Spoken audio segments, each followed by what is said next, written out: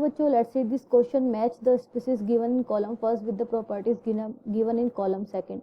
तो column first में जो हमें कंपाउंड्स दिए गए हैं या स्पीसीज दी गई हैं उनको हमने उनकी रिस्पेक्टिव प्रॉपर्टीज के साथ कॉलम सेकंड में मैच कराना है। तो key concept that we will use in this question is properties of different species. ठीक है, तो ए हमें दिया हुआ है यहाँ पर डाइबोरेन, इसका फॉर्मूला होता है B2H6। अगर हम इसका स्ट्रक्चर देखें, बोरोन यहाँ पर इस तरीके से, दूसरा बोरोन भी यहाँ पर ऐसे जुड़ा होता है। तो इन्हें अपनी स्टेबल होने के लिए ये इस तरीके से बॉन्ड बना लेते हैं। अगर आप यहाँ पर देखेंगे, ये है 3 सेंटर 2 इलेक्ट्रॉन बॉन्ड। यहाँ पे 3 सेंटर कौन से इन्वॉल्व हैं? Boron, hydrogen and boron. ठीक है, और इलेक्ट्रॉन कितने हैं इसमें? सिर्फ 2 इलेक्ट्रॉन है, एक बोरोन का और एक हाइड्रोजन का, लेकिन सेंटर इसमें 3 है। तीनों के बीच, 3 सेंटर के बीच में 2 इलेक्ट्रॉन शेयर हो रहे हैं। तो ये 3 सेंटर 2 इलेक्ट्रॉन, ये भी। और ये जो एंड वाले मीन्स ये वाले जो हैं, ये है 2 सेंटर 2 इलेक्ट्रॉन। ये तो नॉर्मल बॉन्ड्स हो गए। अब ये जो 3 सेंटर 2 इलेक्ट्रॉन बॉन्ड हैं, इनको हम बोल देते हैं बनाना बॉन्ड। ये थोड़े से बेंड हो जाते हैं बिकॉज ये 3 सेंटर के बीच में शेयर्ड है, तो थोड़ी सी इनकी शेप स्ट्रेट ना रह के बेंड हो जाती है। तो इस तरीके से हम इसको दिखा सकते हैं, बनाना टाइप इसकी शेप हो जाती है एक ऐसे। यहाँ पे हाइड्रोजन, ये बोरोन, ये हाइड्रोजन और ये यहाँ पे H। तो डाई बोरोन में कौन सा बॉन्ड प्रेजेंट होगा? बनाना बॉन्ड। तो यानी कि ए का सही ऑप्शन हो जाएगा 3rd। तो अगर हम देखें ऑप्शन, तो यहाँ पर ABC तो कट ही जाएंगे, आंसर इसका डी होगा। बट और हम मॉलिक्यूल देखेंगे आगे। देखिए, अब हमें दिया हुआ है गैलियम, इसका होता है लो मेल्टिंग पॉइंट और हाई बॉइलिंग पॉइंट होता है, जिसकी वजह से किसमें यूज़ होता है?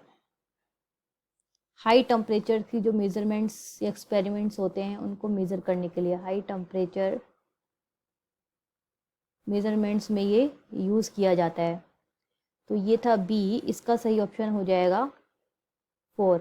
नेक्स्ट हमें दिया हुआ है सी, दिया हुआ है हमें बोरेक्स। बोरेक्स का अगर आप केमिकल फॉर्मूला देखेंगे, दैट इज Na2B4O7.10H2O। इसको सोडियम बोरेट भी बोला जाता है, दूसरा नाम है इसका ये। अब देखिए, जब इसको वाटर में एज अ फ्लक्स यूज़ किया जाता है, वाटर में एज फ्लक्स, तो किसकी तरह काम करता है ये? सॉलिडरिंग। किसकी सॉलिडरिंग के लिए काम आता है? ये गोल्ड और सिल्वर यानी कि मेटल की। ठीक है, तो इसका ऑप्शन हो जाएगा हमारा सी का फर्स्ट ऑप्शन। नेक्स्ट देखते हैं।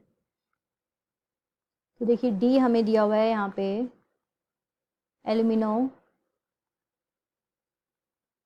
सिलिकेट। इसमें लिंकेज प्रेजेंट रहता है, एक सिलिकन ओ एल्यूमिनियम, इस टाइप का एक लिंकेज प्रेजेंट रहता है।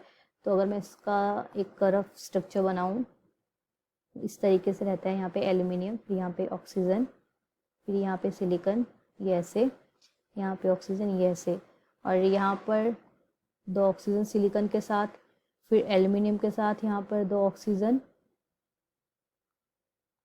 यहाँ पे ऑक्सीजन, इस तरीके से, फिर सिलिकन के साथ अगेन यहाँ पर 2 ऑक्सीजन, और ये एल्यूमिनियम यहाँ पे नेगेटिव चार्ज में रहता है।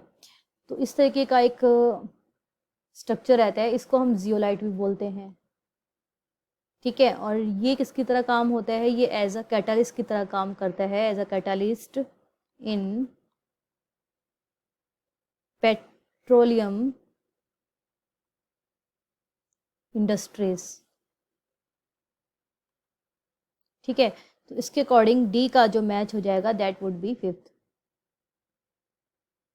नेक्स्ट हमें दिया हुआ है ई, दैट इज क्वार्ट्स।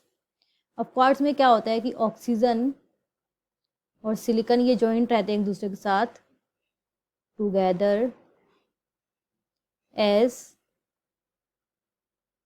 टेट्राहीड्रॉन्स, यानी कि इसमें 3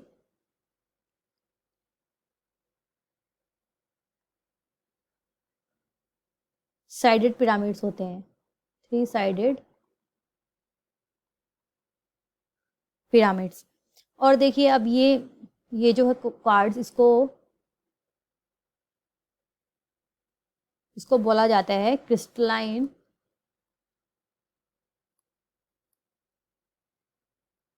फॉर्म्स ऑफ सिलिका, ये भी इसे बोला जाता है। तो यानी कि इसमें अगर हम देखें ई का जो मैच है कॉलम सेकंड में, दैट इज सेकंड। तो ऑप्शन देख लेते हैं अब। तो इस क्वेश्चन का सही आंसर है option D. I hope understood it well, best of luck.